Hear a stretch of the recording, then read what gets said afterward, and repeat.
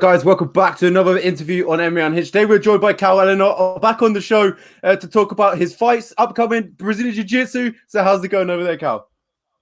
Going awesome, mate. Thank you, mate. Really good. Thanks for asking.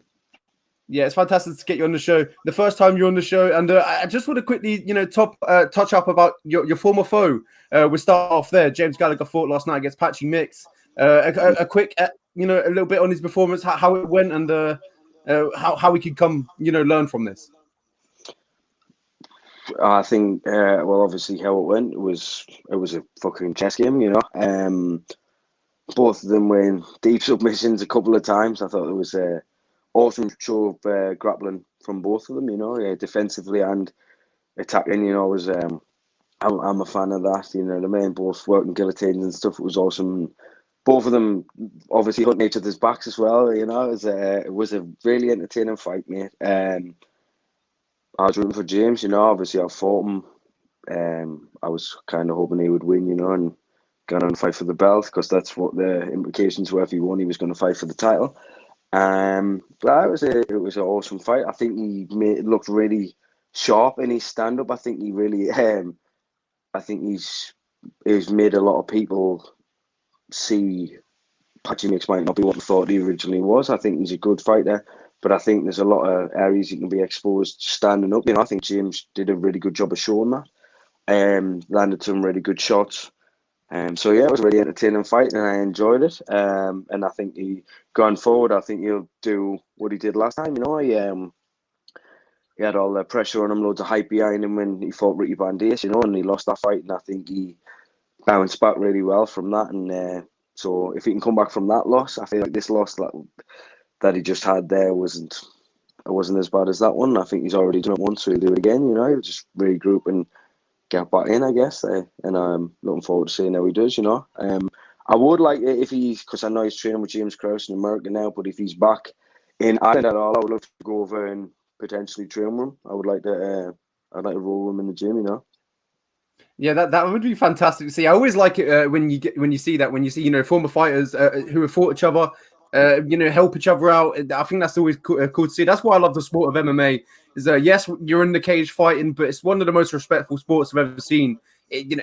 Out of all the combat sports or even football, anything like that, they're so respectful. I love to see it, and like we saw on the past week in Glover and Jan, they were so respectful. Yet they've just fought in a cage. It's incredible. Yeah, it's unreal, man. It's a sick sport, man. You know what I mean? Obviously, tensions are going to be high when you're about to get in there and get violent with each other. You know what I mean? People say stuff and it's emotional. It's a tough thing to do, and people seem to forget that. A lot of fans who watch the sport who've never competed, I think that's where they get kind of misconstrued and took away from what it's actually about. And sometimes people say stuff and they get so much hate for it, but realistically, at the end of the day, we're going in there to hurt each other. So I think people can say what as long as it's for family and stuff like that, I think people can say what they want, because it's all warfare, isn't it? So it's a cool sport when it's unreal. But after the fight's said and done, you know what I mean, for the most part, everyone's usually always sound, Yeah, the last time you competed was against James Gallagher as well, and you haven't fought since. And we've been talking on Instagram DMs. You said you're falling in love with Brazilian Jiu Jitsu. Is there still, time to? Is there still MMA in your world, or is it completely right now? Is it completely Brazilian Jiu Jitsu? MMA will be in my world till the day I'm dead. It might not be in the physical form, but it's in my head every day. Every day, day in, day out. It never leaves us. It never has. I always think I want to fight. I always want to fight. I feel like I've got so much to offer, and I feel like for the past however many years, I've been fighting in a division that I have no interest in being in. Like I should have never been fighting there. I'm 6 foot. I've killed myself multiple times. I feel like it's just by stubbornness and just sheer determination that I've won some of the fights that I have. If you watch the Nathan Grayson fight, I went in there, I was absolutely dead. I come on the stone the night before that fight, before that weigh-in, went in there and got my face smashed in, and then ended up winning by submission. And that was just by sheer grit and determination. I should have been fighting featherweight the whole time. So I always feel like I've kind of got so much more. So I feel like if I was to fight at featherweight, I would have a much better account of myself. I feel like I can beat some really good kids in that division.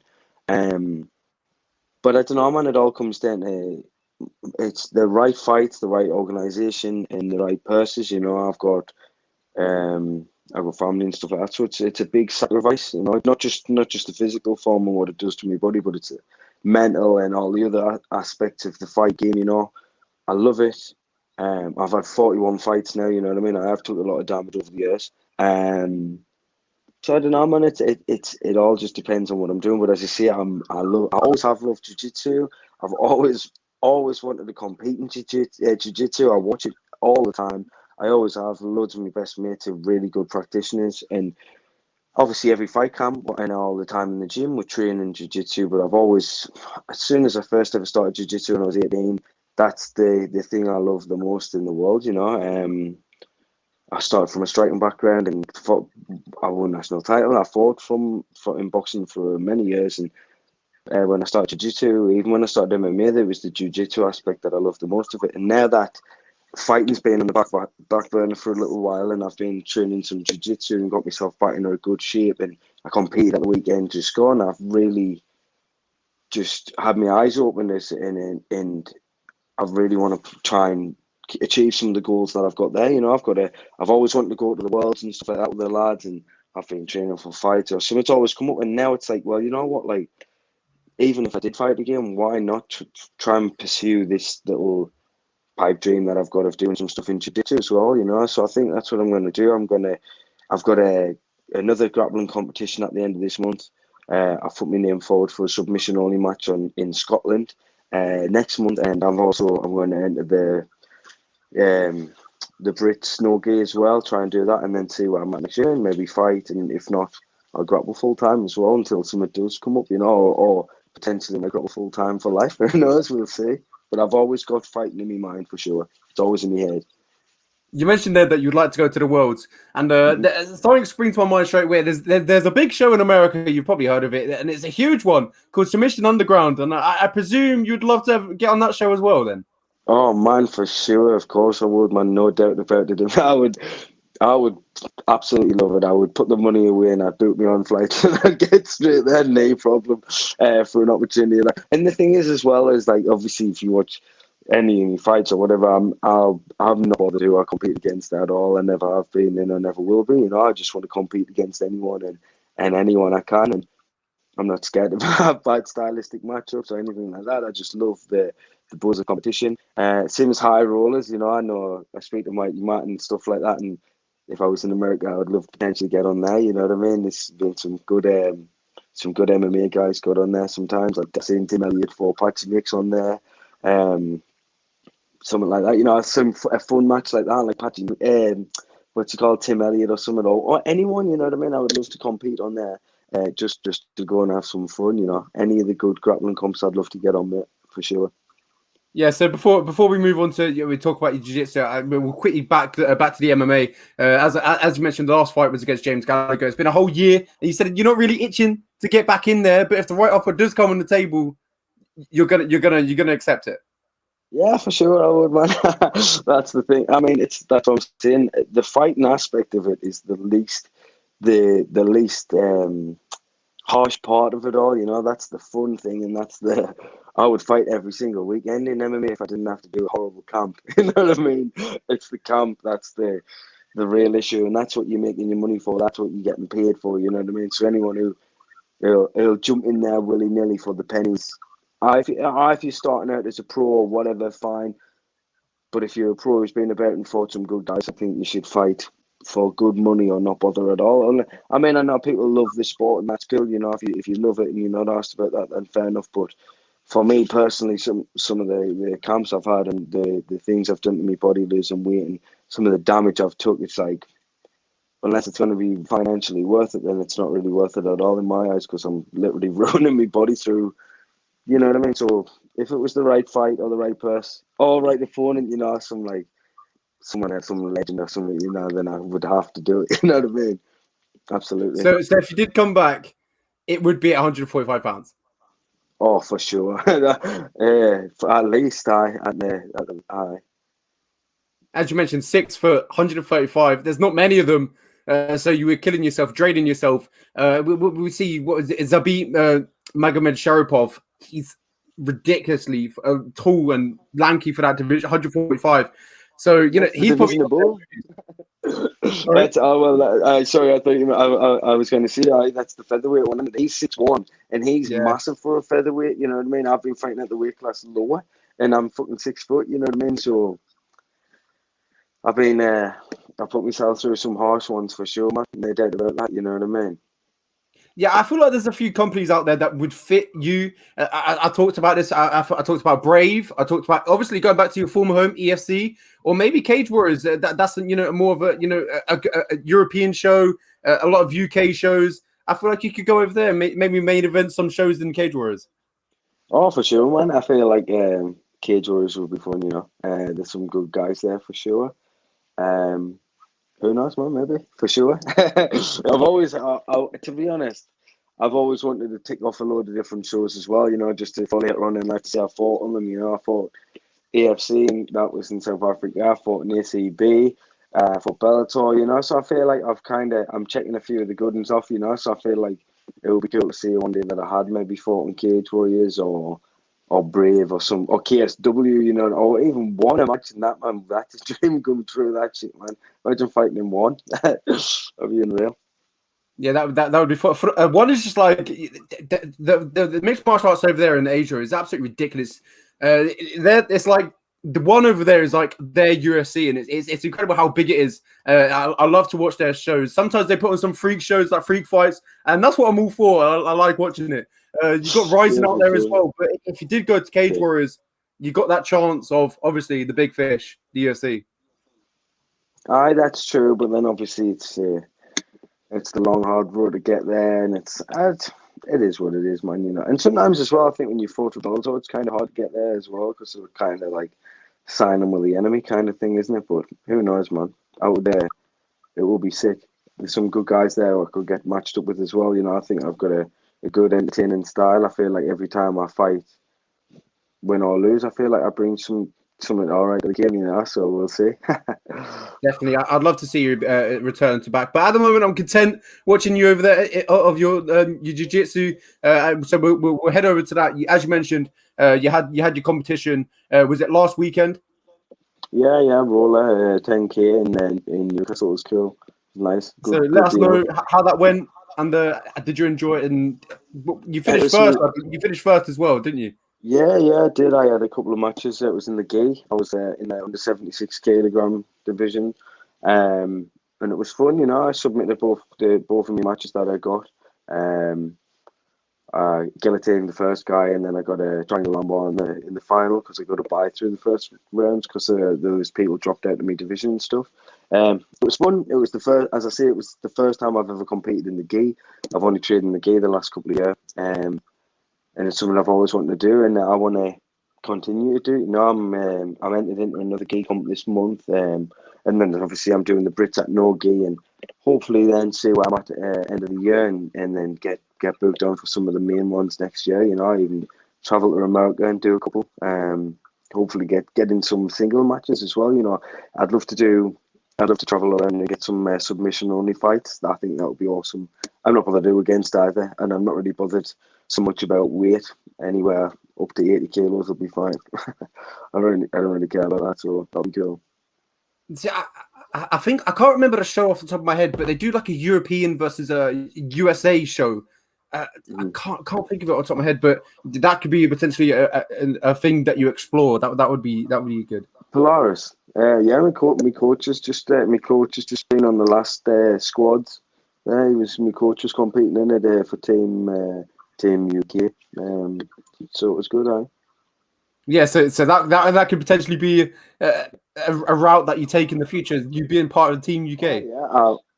If I ever got the opportunity to do something like that, for sure I would, man. It would be sick. But as I say, I just need to try and get established in this sport now. You know, try and get people seeing what I'm about and getting some good matches run against some good guys, and then getting him out there in the mix and stuff like that. You know, But I just love competing and I love training, especially in jiu-jitsu. You know what I mean? Every day it's hilarious. So there's always something funny happening in the gym. It's the best place in the world to be.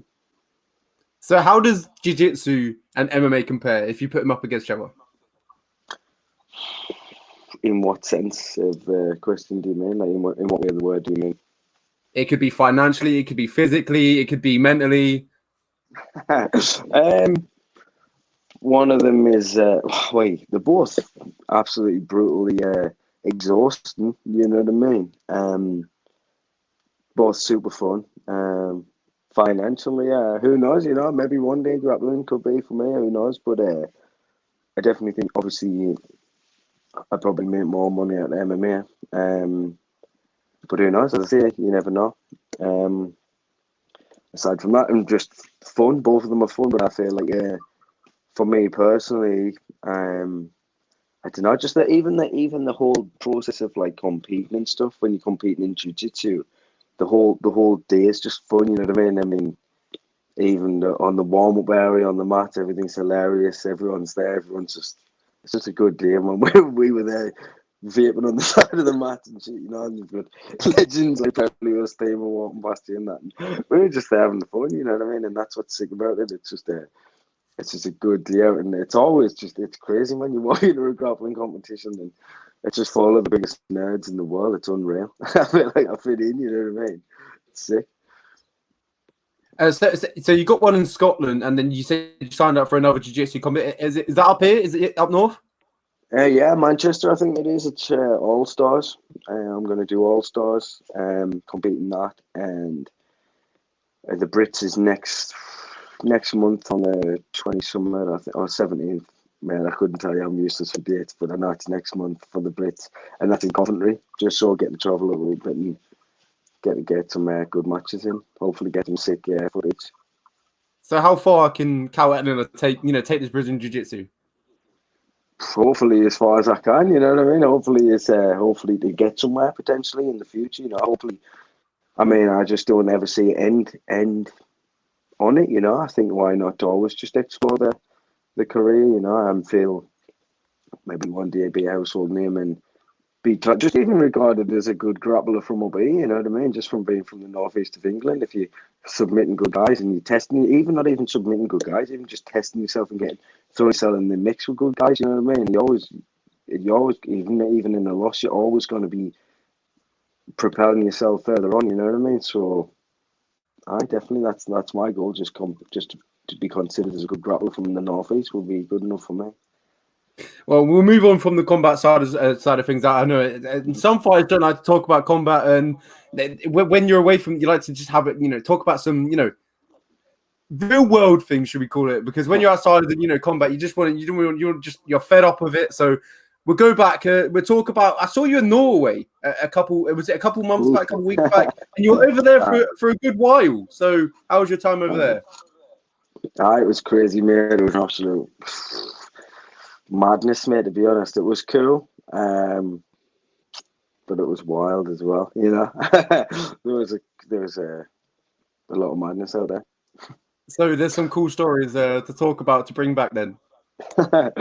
In person, I definitely 100%. Some crazy ones there, definitely. But it was awesome. It was a really cool place. I got to see a load of cool shit, like out hiking and stuff. Got to obviously abseil off some huge turbines and shit like that, like in the mountains. Got to see the northern lights. And it was fun, man. It was just I loved exploring and seeing different things, so it was a really good time out there, definitely. It's not quite the Angel of the North, though, is it? No, it'll ever compare to that. Or Pension Monument. Yeah. If you were going to see anything, you need to come and see Pension Monument. Yeah, it's fantastic. What has been keeping you go? Obviously, you got that jiu-jitsu, but and most likely your daughter and the birth of your new daughter. Which, congratulations, by the way, or the daughter or the boy. Is it the daughter? I've got two. I've got a daughter coming, and I've got a son as well. Oh, there we go. So you got a son and your daughter. So what has been keeping you going throughout this whole time? The COVID. Has it been the jiu-jitsu? Has it been your family?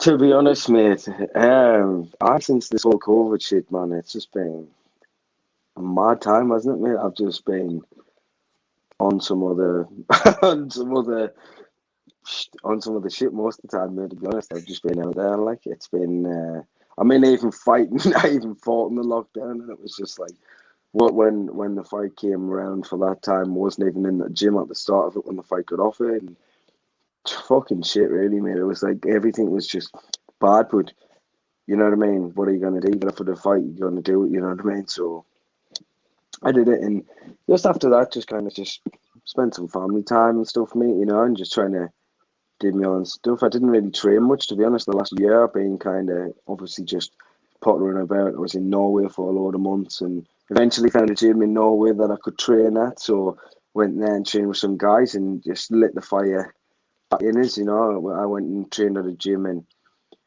I ended up doing a little bit of stuff with the coach, and we ended up having loads of rounds of rolling and stuff like that. And I rolled some good guys, and I was unfit shit. I remember I even smoked a huge doobie on my way to the gym. You know what I mean? I got that because I was just like, well, I'm unfit shit anyway, so what's it gonna matter? You know what I mean? But I smoked a huge doobie, and I went in there absolutely blazed, and I just ended up having the session in my life. You know, it was so much fun. The rules were amazing.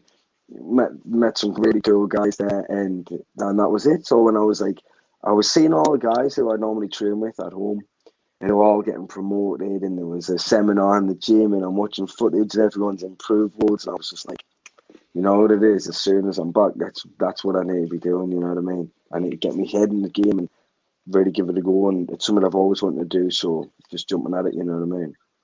Well, it's fantastic to see you back in active competition again. I think that was the best thing, and but it was a whole year. You know, the last fight was what in 2020, the 10th. So that would have been November. It was the 3rd of October, mate. October, yeah. So a whole year outside of any sort of competition, as you Yeah, mentioned, you spent a lot of time even over there in training, Norway. So, even but there training, was yeah. something else that you did as well. You had obviously you released a podcast, so that kept you entertained as well. And is that coming back? Yeah, mate, definitely. I mean, I'm home now, you know what I mean? So I will be definitely getting back on with that. I've got to go and see the guy where my studio is in the back of his warehouse. I've got to go and see him and have a talk. And I've got a local band they're going to come on next. It's just at the minute I've just been so busy, and obviously Hannah's due to give birth, and obviously I'm training so much at the minute, trying to get myself back fit, ready for these comps. So it's been hard, but I'm definitely gonna get back in there because it's the funniest crack in the world, man. I love it. Even just I love just getting on and just chilling, and I always usually get people blazed who come on as well. There's plenty of edibles there, and there's always loads of food. So I always have a good laugh with whoever comes on. You know what I mean? So it's good crap, man. So if we could look back at all them episodes, and if you had to point out one episode that was what was the most entertaining, what would you say?